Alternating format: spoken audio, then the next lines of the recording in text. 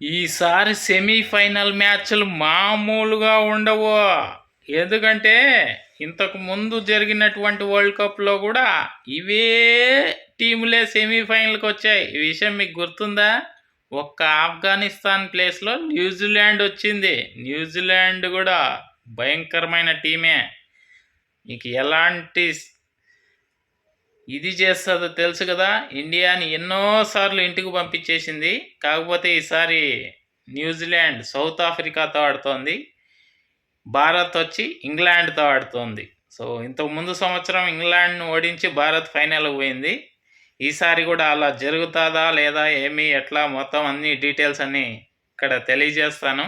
అంతా లైక్ కొట్టేసి చూసేయండి. హాయ్, హలో, నమస్తే అండి. మీరు చూస్తున్నారు సిఆర్కే 16. ఈరోజు వీడియోలో మనం T20 వరల్డ్ కప్ 2026 ప్రపంచ కప్ అయితే జరుగుతోంది. సో ఇప్పుడు మనం సెమీఫైనల్స్ అయితే మనకు ఇప్పుడు మ్యాచ్లు అయితే జరగబోతున్నాయి. సెమీఫైనల్కు వచ్చినటువంటి టీములు కనుక ముందుగా మనందరికీ ఇప్పటికే తెలిసిపోయింది. ఇంకా ఆ టీంలు అనేటివి ఏ విధంగా ఉన్నాయి, సెమీఫైనల్లో ఏ టీం గెలిచే అవకాశాలు ఎక్కువ ఉన్నాయి, ఫైనల్కి వెళ్ళే 2 టీములు ఏవి, ఆ ఫైనల్లో ఎవరు గెలిచే అవకాశాలు ఎక్కువ ఉన్నాయి, ఏమి ఎట్లా మొత్తం డీటెయిల్స్ అన్నీ కూడా ఈ వీడియోలో తెలుసుకుందాం. ఇంకా ముందుగా సెమీఫైనల్కి ఎంటర్ అయినటువంటి టీం ఇంగ్లాండ్ టీం అండి. ఇంగ్లాండ్ టీము మొదటి నుంచి చూసుకున్న మొదటి మ్యాచ్లో నేపాల్తోనే ఓడిపోవాల్సిన సిచ్యువేషన్ దగ్గరికి వెళ్ళి గెలిచి వచ్చిన టీం అది. ఇంగ్లాండ్ టీము ఒక్కరి పర్ఫార్మెన్స్ మీదనే ఆధారపడకుండా ప్రతి ఒక్కరి కాంట్రిబ్యూషన్ తోటి ఇంగ్లాండ్ టీం అనేది నెగ్గుకుంటూ సెమీఫైనల్కి అయితే వచ్చేసింది.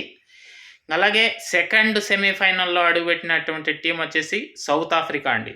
సౌత్ ఆఫ్రికా ఇప్పటి వరకు T20 వరల్డ్ కప్లో జరిగినట్టు అన్ని మ్యాచ్ల్లో కూడా గెలుచుకుంటూనే వచ్చినటువంటి టీం సౌత్ ఆఫ్రికా టీం. వాళ్ళ కాన్ఫిడెన్స్ చాలా హైలో ఉంటుంది.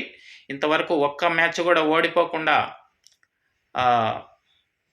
సెమీఫైనల్లో ఎంటర్ అయిపోయింది సౌత్ ఆఫ్రికా టీం అయితే. ఇంకా తర్వాత ఎంటర్ అయినటువంటి టీం న్యూజిలాండ్. న్యూజిలాండ్ టీం వచ్చేసి వాళ్ళు కూడా చాలా బాగా మంచి క్రికెట్ ఆడుతూ ఒక మ్యాచ్ వర్షం వల్ల రద్దయినా కూడా ఒక మ్యాచ్ గెలిచారు. ఆ తర్వాత రన్ రేట్ మీద ఆధారపడి వాళ్ళైతే సెమీఫైనల్కి అయితే రావడం అయితే జరిగింది, మెరుగైన రన్ రేట్ ఉండడం వల్ల. ఆ తర్వాత సెమీఫైనల్లో ఎంటర్ అయినటువంటి టీం మీ అందరికీ తెలిసిందే, మన భారతదేశం. ముందుగా ఈ ప్రపంచ కప్ మొదలవ్వక ముందు అయితే భారతే ఫేవరెట్ టీమ్గా ప్రతి ఒక్క దేశము చెప్పుకున్నది. ప్రతి ఒక్క టీంలో ఉన్నటువంటి ప్రముఖులంతా కూడా భారత్ని ఓడిస్తేనే మనం ప్రపంచ కప్ను గెలవగలం అనే ఒక సందేశాలను కూడా ఇచ్చారు. సో ఎస్పెషలీ సౌత్ ఆఫ్రికా అయితేనేమి, వెస్టిండీస్ అయితేనేమి, అలాగే మిగతా టీముల వాళ్ళు కూడా భారత్ను ఓడిస్తేనే మనం ప్రపంచ కప్ గెలవగలం అనేసి అయితే తెలియజేశారు. సో భారత్ని అయితే ఓడించింది సౌత్ ఆఫ్రికా.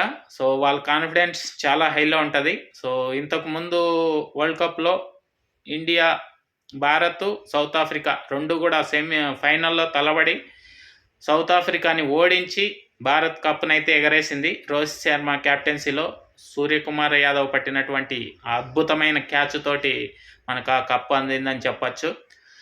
ఇంకా ఇప్పుడు సెమీఫైనల్లో 4 టీముల గురించి చెప్పాను. ఇంకా ఇప్పుడు పటిష్టమైనటువంటి ఈ 4 టీముల్లో సెమీస్లో ఎవరు గెలుస్తారు ఏమి ఎట్లా అనేది మనం ముందు రోజుల్లో మనకు మ్యాచ్ల ద్వారా తెలుస్తుంది. కాకపోతే నేను అనుకుంటున్నది ఏంటో మీకు తెలియజేస్తాను. ముందుగా న్యూజిలాండ్, సౌత్ ఆఫ్రికా ఈ 2 టీంలు ఫస్ట్ సెమీఫైనల్లో తలబడతాయి. సో ఈ 2 టీముల్లోంచి ఫైనల్కి వచ్చేటువంటి టీం నేను అనుకుంటున్నది ఎక్కువ అవకాశాలు సౌత్ ఆఫ్రికాకే ఉన్నాయనేసి అయితే నేను అనుకుంటున్నాను. కాకపోతే న్యూజిలాండ్ను కూడా చాలా తక్కువ అంచనా వేయకూడదండి, అది కూడా మంచి టీమే. 60% సౌత్ ఆఫ్రికా వచ్చే అవకాశాలు ఉన్నాయి. 40% న్యూజిలాండ్ వచ్చే అవకాశాలు అయితే నేను అంచనా వేస్తున్నాను. మీరేమనుకుంటున్నారో కూడా కామెంట్ సెక్షన్లో అయితే తెలియజేయండి. ఆ తర్వాత సెకండ్ సెమీఫైనల్ వచ్చేసి ఇంగ్లాండ్, భారత్. సో ఈ 2 టీముల్లో కూడా ఎక్కువగా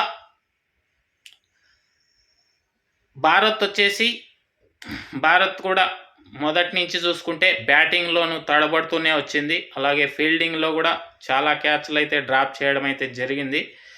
సో ఎవరో ఒకరు మ్యాచ్లో 50 స్కోర్ చేస్తూ మొదటి మ్యాచ్లో సూర్యకుమార్ యాదవ్ అయితేనేమి, ఆ తర్వాత ఇషాన్ కిషన్ అయితేనేమి, ఆ తర్వాత పాకిస్తాన్ మ్యాచ్లో ఇషాన్ కిషను, హార్దిక్ పాండ్యా, అలాగే మా నమీబియా మ్యాచ్లో ఒక్కొక్కరు ఒక్కో మ్యాచ్లో రాణించి భారత్నైతే సెమీఫైనల్ వరకు తీసుకురావడం అయితే జరిగింది. సో క్వార్టర్ ఫైనల్లో వెస్టిండీస్తో తప్పకుండా గెలవాల్సిన మ్యాచ్లో సంజు సామ్సన్ ఆడినటువంటి అద్భుత ఇన్నింగ్స్ కూడా చాలా ఎంతో చక్కనైన ఇన్నింగ్స్ అది. దాన్ని మాటల్లో వర్ణించలేము. సో ఇంతకుముందు విరాట్ కోహ్లీ పాకిస్తాన్ పైన చేసినటువంటి ఆ మెల్బోర్న్ మ్యాచ్ ఒకసారి గుర్తుకు తెచ్చింది. అంత అద్భుతమైన మ్యాచ్ ఇది కూడా చాలా గుర్తుంచుకోవాల్సిన మ్యాచ్. ఇంకా దీనిపైన మీ అభిప్రాయాలను అయితే కామెంట్ సెక్షన్లో అయితే తెలియజేయండి.